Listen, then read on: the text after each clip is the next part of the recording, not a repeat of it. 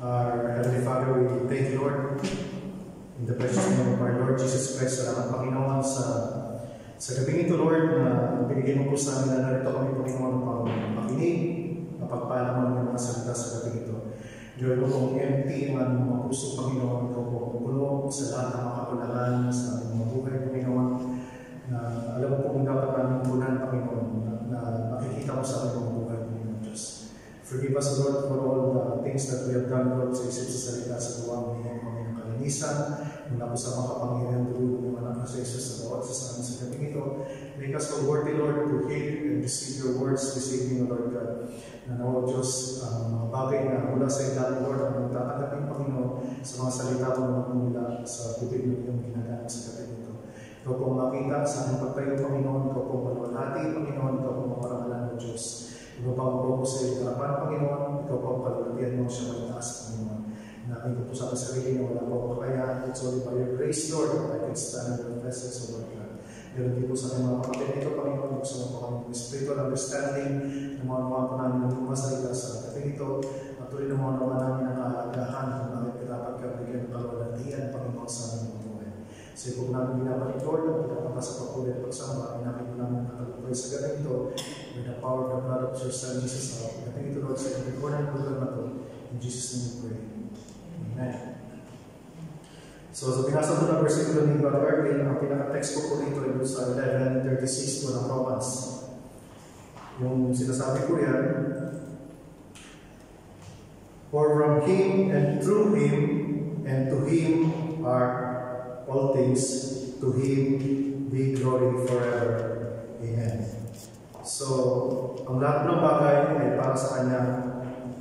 Dahil all things for His glory and belongs to Him. Naniniwala po ba tayo mga kapatid? Ang lahat ng bagay ay para sa kanyang kalwalatian at it belongs only to our God. Hindi po glory to me, hindi po glory for His church, hindi glory for ang ating Panginoon Diyos. Amen po ba? So, sa introduction po natin yan, makikita natin na Romans 11 po, kung ating pong pagbabasyan yung context po ng Romans 11, it tells about Paul discussing and addressing the apparent rejection of Israel and the inclusion of the Gentiles in God's plan of salvation. Ito po yung tinututok ni Paul sa Romans chapter 11. Yung inano yung mga Romans, sa kanilang ina-address niya yung rejection ng Israel and the inclusion of Gentiles in God's plan of salvation. Yung bang ni-reject ng, kinukwento niya yung paano ni-reject ng mga Israelites sa mga Romans, yung pag-reject nila sa salvation na ino-offer ng ating Panginoon sa Kristo. So sa verse 1 to 10, makikita natin na Paul uses himself as an Israelite and saved by God. Ginawa niya example ng kanyang sarili na siya isang Israelite na Hudyo na ligtas ang Panginoon. And then, dahil sa kadahilan na yun, ihinambawa niya sa sarili niya, in spite of those things na pinakita ng Panginoon sa kanya, maraming Israelites pa rin na reject sa Panginoon sa Kristo. And then from 11 to 24 ng chapter ng Romans 11 yan, doon makikita natin yung kahalagahan ng because of the Israel's rejection of Jesus Christ, ano nangyari? It leads to the salvation of the Gentiles. At sino po yung mga Gentiles na yun? Tayo po. So hindi po dahil hindi naging dahilan ng rejection ng mga Israelites kay Jesus Christ, hindi po ma-spread yung gospel sa mga Gentiles sa katulad natin. Ito yung pina-point out ni Paul.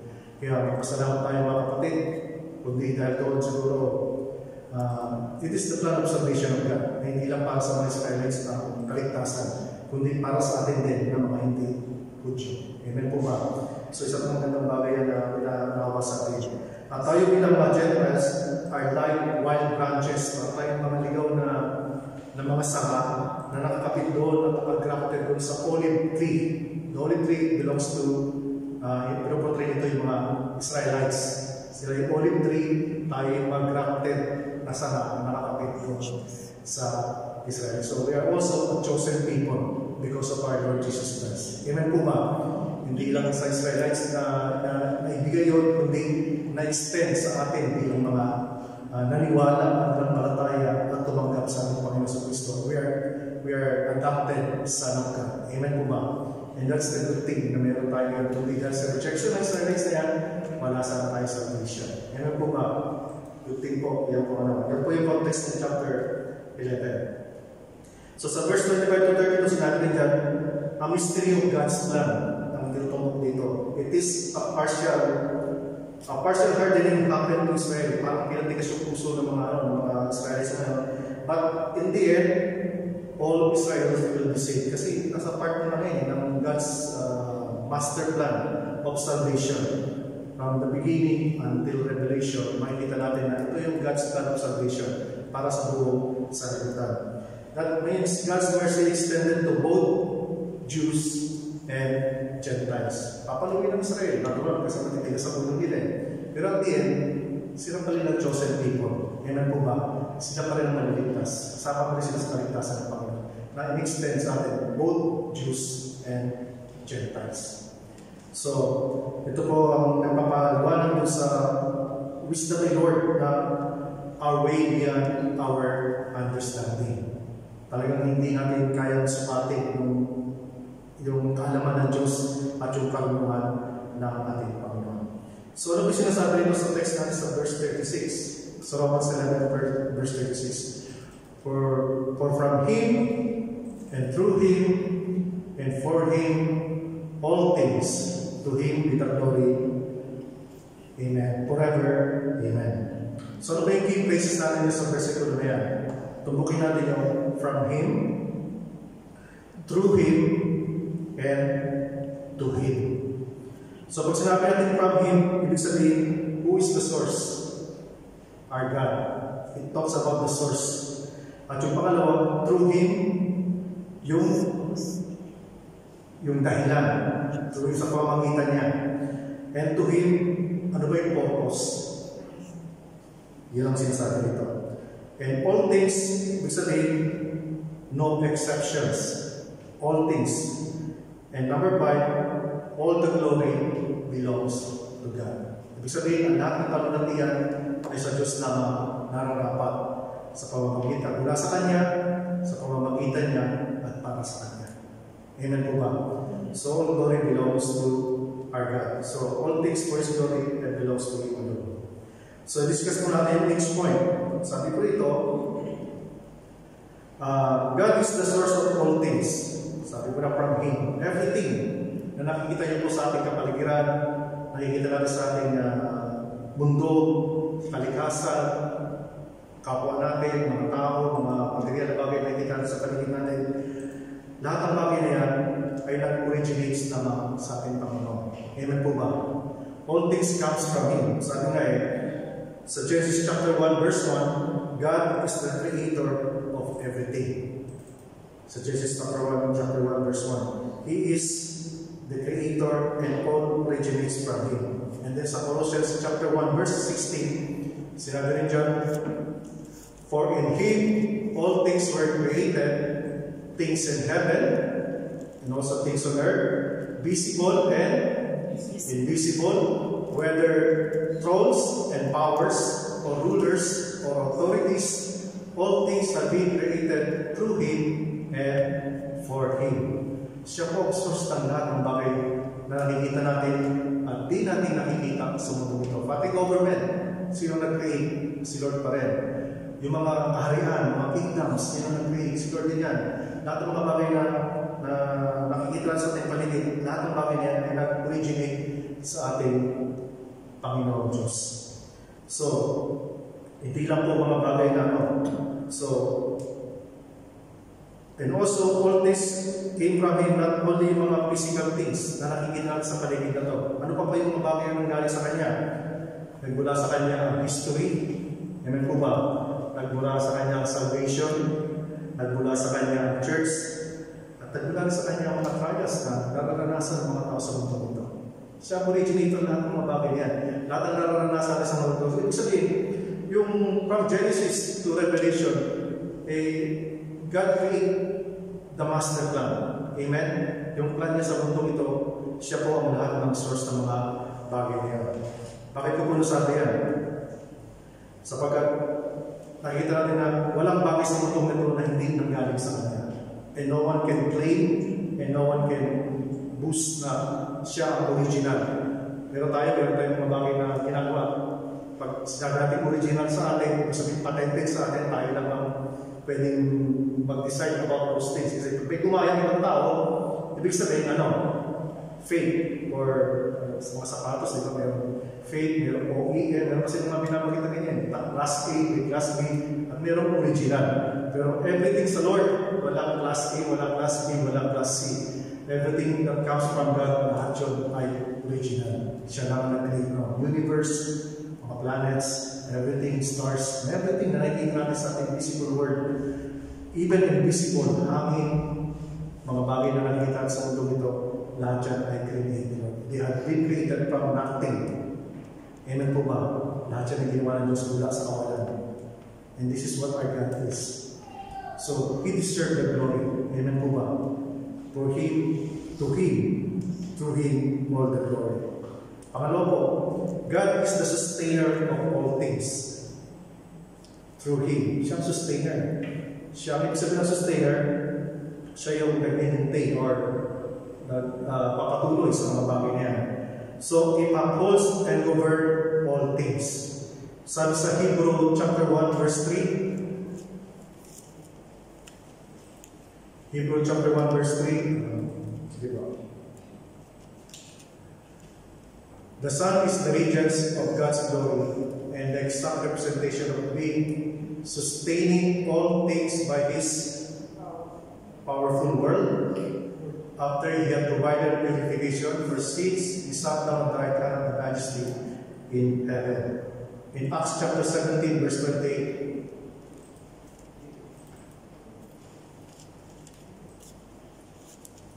kaya God is the sustainer of all things. For Him we live and move and have our being. As some of your own poets have said, we are His offspring. So makikita natin dito, sa Kanya nanggagaling ang lahat ng bagay.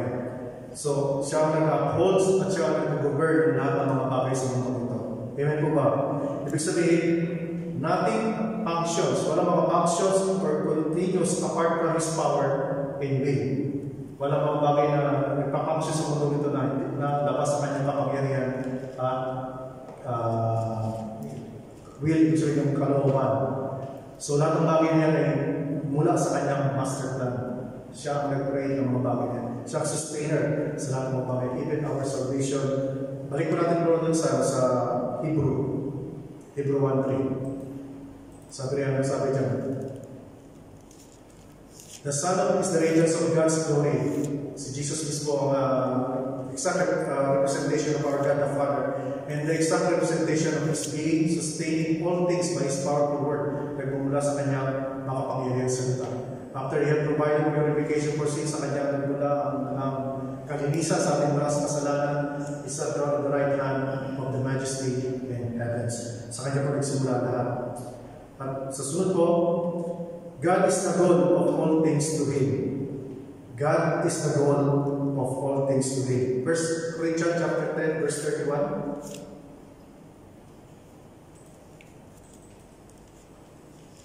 Sabi rito, God is the goal of all things to Him. Sa lahat ng mga bagay sa mundong ito ay para sa Kanya.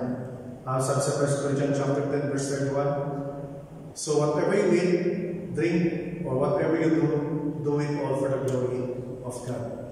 So lahat po ng bagay na ginagawa natin, ang pinaka-goal natin dito, mga kapatid, is to give glory to our God. Whether kumakain tayo, naglalakad tayo, umiinom tayo, busy tayo sa lahat ng mga ginagawa natin, sinasabi natin, lahat ng bagay na even the small things we are doing, lahat po ito dapat ay nagbibigay kalwalatian sa ating mga masalangit. Ephesians chapter 1, verse 11 to 12. In Him we were also chosen, having been predestined according for the plan of Him, who works out everything in conformity with the purpose of His will, in order that we who were the first to put our hope in Christ Jesus might be for the praise of His glory. Tayo po yung chosen generation. Tayo po yung nakapredestina according sa plano ng ating mga nasa langit. So, sa conformity with the purpose of His will, in order that we were the first to put our hope in Christ, might be for the praise of His glory. So, yung salvation, yung ating predestiny sa langit bilang mga bahagi ng kaharian ng ating Panginoong Kristo ay predestined na po tayo para sa langit. Amen po ba? And it gives us the motivation to give glory to our God. Amen po ba? Na hindi lang yung mga bagay na ginagawa natin sa araw-araw natin sa buhay. Ano man yung mga sinasabi natin, ano man yung mga iniisip natin, ano man po yung mga bagay na pinag-desisyon natin sa buhay, lahat po ito dapat yung nakapagbibigay kalulatihan sa ating mga nasa langit. Amen po ba? Sapagkat walang bagay sa mundo na hindi dapat ibigay at kalulatihan sa Diyos. Amen? Pero bigyan na sa message si Pastor Kami about giving glory to God. Amen? And then, the next thing is, na God is the goal of all things to Him. So, in short, everything that exists in this world is all for His glory. Lahat ng bagay na nag-exist sa mundo nito ay para sa Kanya. Kaluluya. Tayo lahat, we are created for His glory. Amen po ba? At kung hindi tayo gagalaw, hindi natin i-acknowledge siya sa mundo ito, hindi siya glorify sa buhay natin. So we are created for the glory of God. Next po, God alone deserves all the glory. Do you believe in that? God alone deserves all the glory. Pag tayo umaawin, God alone deserves the glory. Hindi po glory ng nagpaawin. Hindi po glory ng nagpapakanta.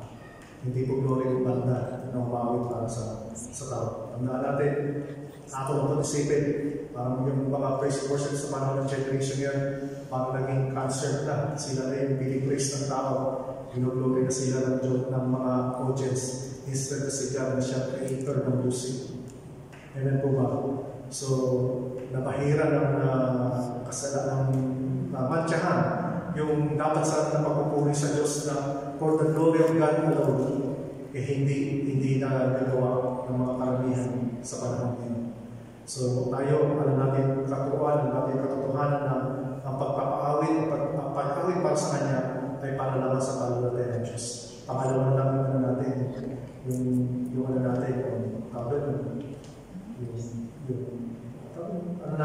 kakayahan natin, yung talent natin, kasi it's all for the glory of God. Amen po ba? Hindi po kininiyakan mo ng boses, ikaw na hamahan ng mga tao. Sorry for the God. Amen? Kapag may pumuri sa iyo, alam mo may response mo. Kapag pinuri ka, sasabihin mo, glory to God. Praise be to God. Ako ginagamit ako ng Panginoon. So, God deserves all the glory. To Him be the glory forever. So, sabi nga yung glory na yan ay, this is not just a theology, yung giving glory to God. It is also a doxology. Sino pinakaroon ng doxology natin? Ito yung mag-i-end service. Naranasan natin dito before. Praise God from whom all blessings flow. Praise Him, all creature here below. Diba? Praise Him above the heavenly hosts. Praise Father, Son, and Holy Ghost. Yan po yung doxology. Lahat ng papuri, lahat ng kalulatian sa ating Diyos sa kaitaasan. So, ibig sabihin ng doxology, nagmula po ito sa Greek word na doxa. It means glory. Tapos yung logic, ang logia o logia meaning saying or word. So, kaya naman doxology. So, doxology is a word of glory or statement of praise to God.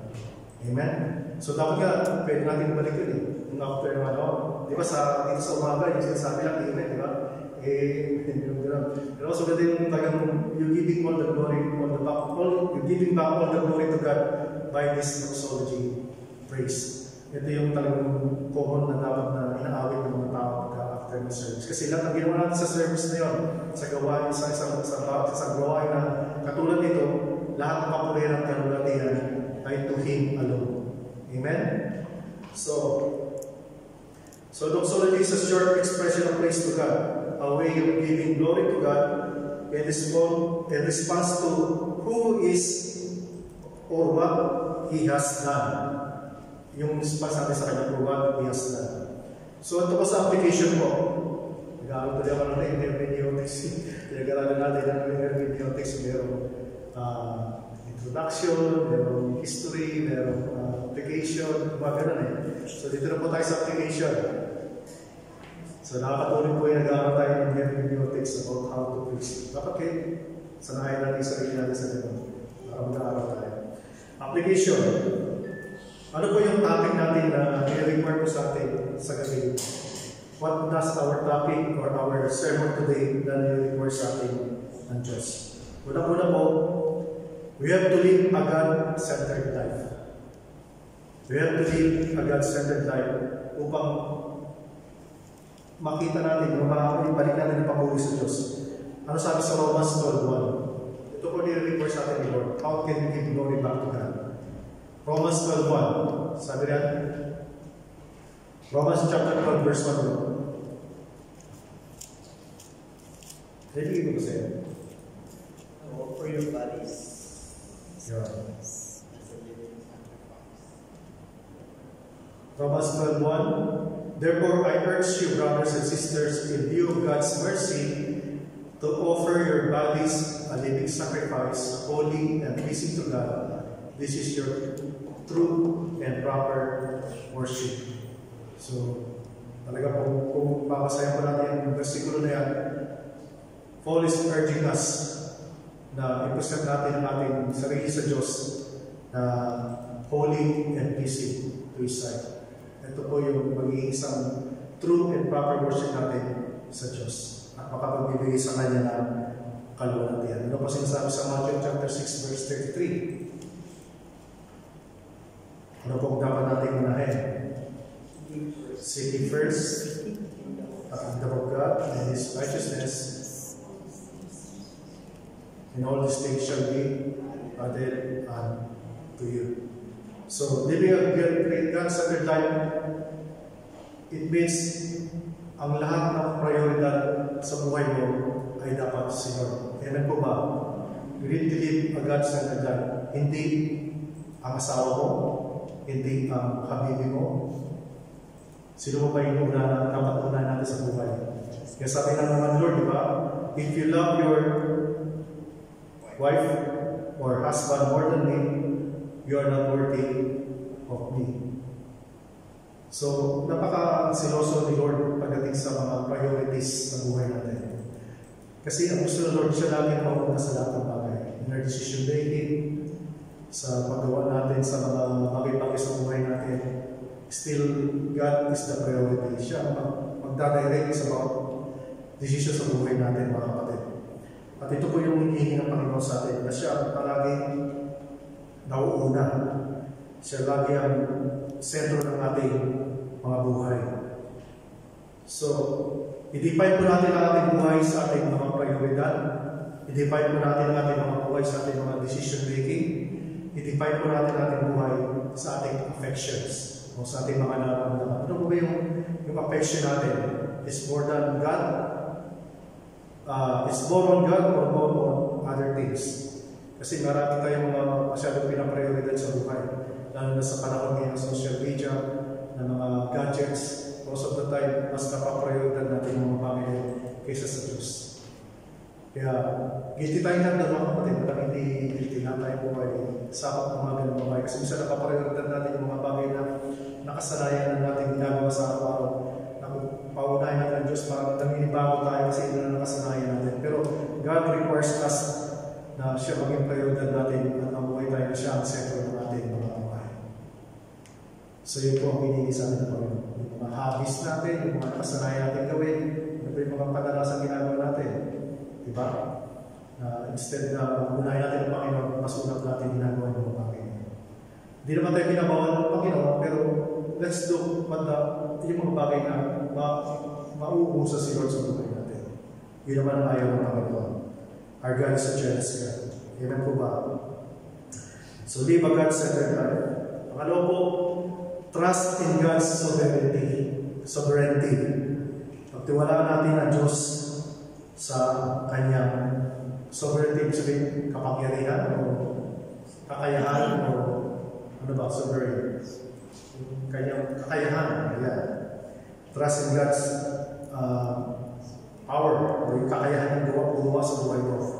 Sabi dito, yung mga suffering daw, yung mga confusion, mga every situation sa buhay natin, mga kahirapan, mga pagsubok, confusion, yung mga nalilito ka, naguguluhan ka sa buhay mo, sa mga dumarating sa buhay mo, nalilito ka, at yung mga every sitwasyon na pinagdadaan natin sa buhay natin, may kanya-kanya tayong sitwasyon sa pamilya, problema sa malaking mga bagay, sa mga sitwasyon, problema natin sa mga kaibigan, problema natin sa lahat ng aspeto ng ating buhay, ano mga bagay na naranasan natin.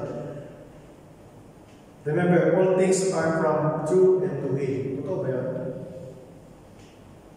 Yung mga naranasan natin, mga confusion, wala ba sa Diyos yun? Sa tingin niya. Pasahin mo lang sa Proverbs chapter 3, 5-6. Ang sabi niya? Trust in the Lord with all your heart and lean not on your own understanding. In all your ways, submit to Him, He will make your paths straight. Kasi di naman nangako si Lord Jesus ng free troubled life. Amen po ba? Kasi ang mga tumawag po siya kay Kristo, akala nila, pag naging Kristiyano ka na, everything goes well. Wala nang pagsubok, puro prosperity, puro blessings. Pag yan nakatulang sa church,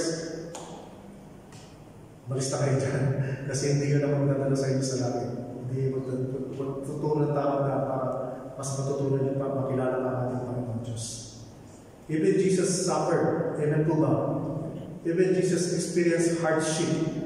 Even Jesus experienced problems sa mga ano niya, sa mga ano niya. Ay, hindi gano'n. Maras na tayo mga gano'n. Amen po ba? Naranasan natin mga problema, naranasan natin magkaroon ng mga kahirapan, naranasan natin mga problema, physically, emotionally, and spiritually. Amen po ba? Nakaramdam tayo ng sakit physically, nakaramdam tayo ng sakit emotionally. Di ba? So, mga bagay niyan ay naranasan. At pinakita rin sa atin ang ating Panginoon sa Kristo. So, remember all things are from and through Him. So, kung makita din Jesus Christ, naranasan din niya ang mga bagay niyan. So, sabi ko rito sa Romans 8:28, ano sabi niya? In spite of those things that we experience sa buhay natin, ano yan? Ito na ba yung pangako niya? And we know that in all things, God worked for the good of those who love Him and who have been called according to His purpose. So, He works through all things, showing He is the means. He is the means and sustainer. Siya po ang magsusustain sa atin. We know that in all things, God works for the good of those. Ano naman yung mga naranasan natin, mga bagay-bagay sa buhay natin? Tandaan natin, mayroong plano ang Diyos para sa iyo. Maybe this thing will do something good for you and will remind you or will yung ipapaunawa niya sa iyo na meron siya bagay na gusto ipagawa sa iyo na nangyayari sa iyo. Bakit nangyayari sa iyo ang mga bagay na yan? Maybe God allows you to have this kind of problem or to have this kind of suffering to reveal the glory of God. Amen po ba? Yung mga ganun mga bagay. Siguro may sabihan tayo nasasabi ko sa buhay natin, ay, kung di pa pala nangyayari sa akin ito, hindi ko maunawaan, dito pala ako nalulunod sa buhay ko. Amen po ba? Ganun mga bagay.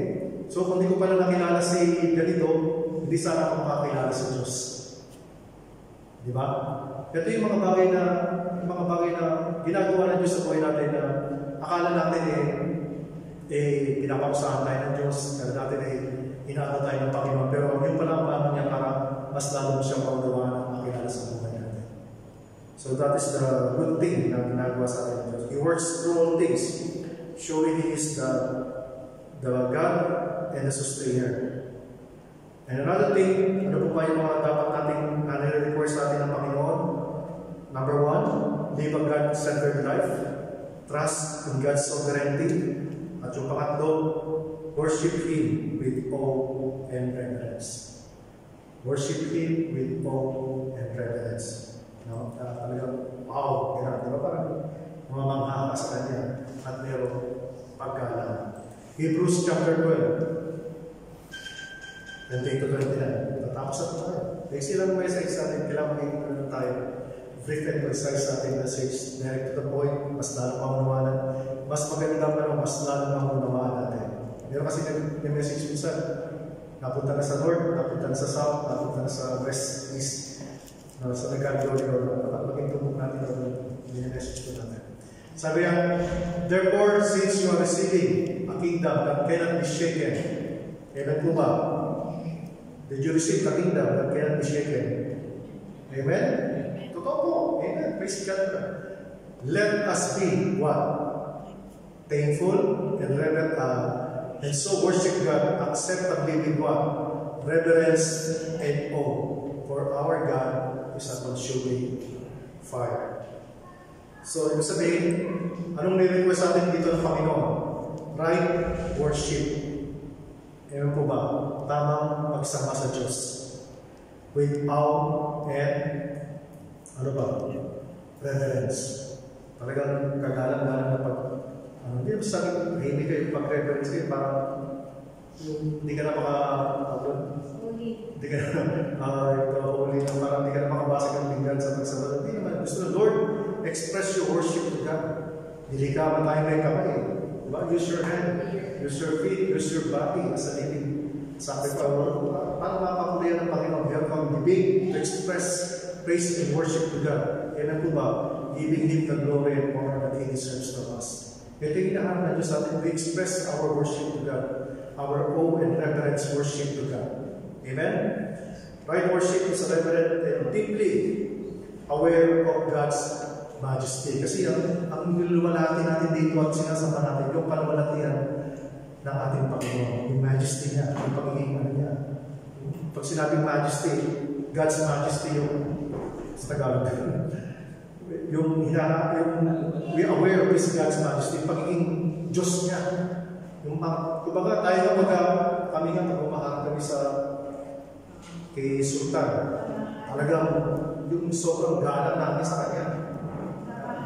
Kamahalan, naging kamahalan ng Diyos. Kasi basta siya, yung lalaki ka lang ng basta-basta. Meron ka talagang hihing ka ng permiso para siya makausap. Meron ka ng Diyos. Ang hari, pagka-mamataas na. Hindi ka basta-basta ka. Yung sobrang paggalang doon. Kasi meron pagdadaan ng protocol. Pero kay Lord, isa lang nire-require na sa atin. Diba? Yung maging open lang tayo sa pagsama sa Kanya. And He deserves the glory. Yung tunay ng pagsama namin sa Kanya. And the best thing is, kaya natin pupunta doon sa Holy of Holies because of our Lord Jesus Christ na ginawa niya na para sa atin. Amen po ba? We have this confidence para humarap sa Kanya. Amen po ba? Praise be to God. Ano sabi sa John 4:24? It's another requirements. God is a spirit, and His worshippers must worship Him in the spirit and truth. So, sinasama po natin ay Diyos, Espiritu siya, so dapat lang siya magbigyan ng pagsamba sa Espiritu at katotohanan. Amen po ba? Wala pa tayo sinasama rito kung natin Panginoon. Amen po ba? Another thing that God requires from us is what? Itong pinaka-importante natin. Share the glory of God. Amen? I-share natin. Kung tayo na naranasan natin yung kalwalagyan natin sa buhay natin, why hindi natin i-share sa iba? Amen po ba? I-share natin yung experience natin kay Lord. I-share natin yung naranasan natin kay Lord. Express natin yung paano tayo sumamba sa Panginoon na dapat na-express natin yung pagsamba sa Diyos. Bakit hindi natin i-share sa ibang tao para maranasan nila? Ano po yun? share the glory of God. It is through evangelism and discipleship. Are part of making His glory known. Amen po ba? Para malalaman ng tao yung kalulatian ng Diyos, kundi natin isi-share sa Kanya through evangelism and discipleship.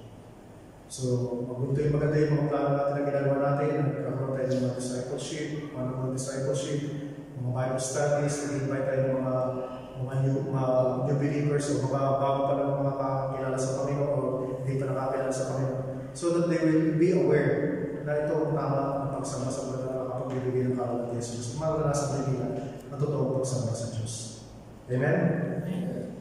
1 Corinthians chapter 10, verse 31. Lapit na tayo.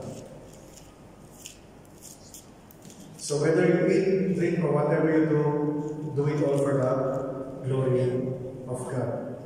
So, sa Matthew chapter 5, verse 16,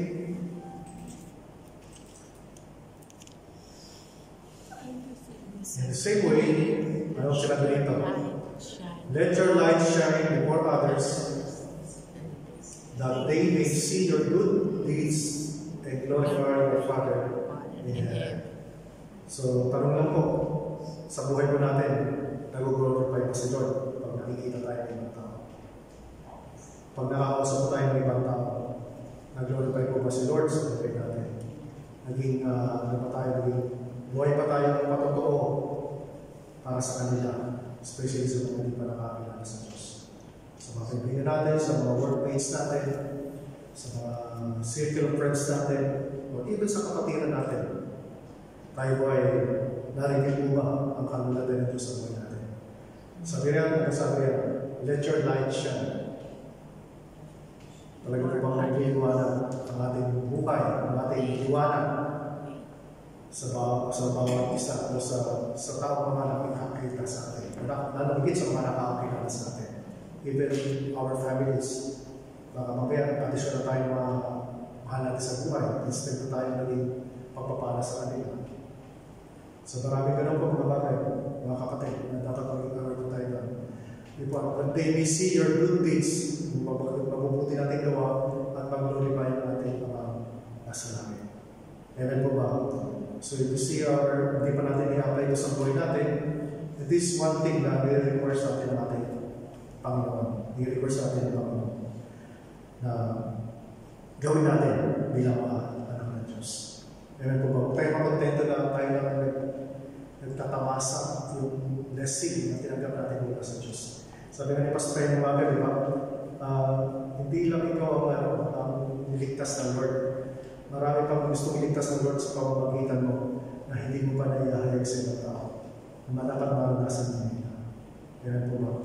So, tandaan natin, sabi ko kayo diba sa magasama sa judgment seat of throne of God. Ang paghahatol ng Panginoon between lahat ng mga bagay na ginawa natin, even in secret and in open, lahat po ito ay mahayag pa natin parang.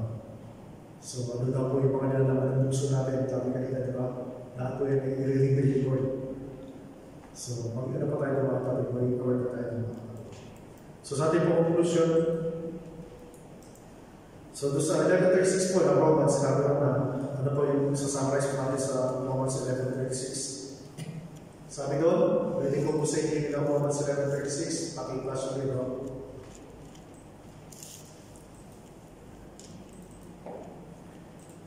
For from Him, and through Him, and for Him, all things, to Him be the glory forever.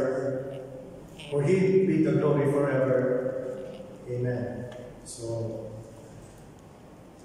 ito Romans 11:36, it sums up false theology with the call to worship. Sinamarize natin ni Paul. Di ba na-plus kanina po na yung ano ba yung slide ako eh. So, sapagkat sabi nga sa Tagalog, sapagkat ang lahat ng bagay ay nanggaling sa Kanya at nilikha ang mga ito sa pamamagitan niya at para sa Kanya, purihin ng Diyos magpakailanman. Ito ang pinakamagandang Tagalog. And then yung next slide po. Yung next slide.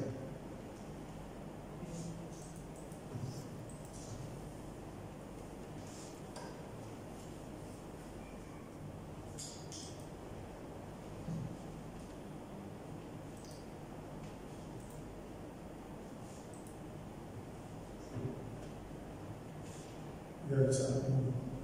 Yan. Yung isa pa, yung next exercise tayo. Yan. Isa pa, kasunod.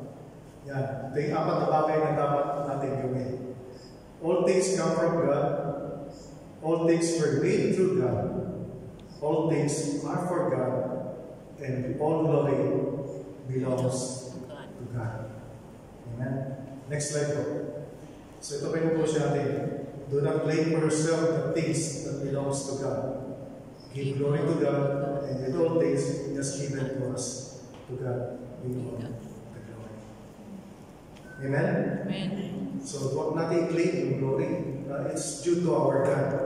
But i-claim na gawin natin bagay na makapagbibigay kalwa natin yan sa ating Panginoon. It is the lens.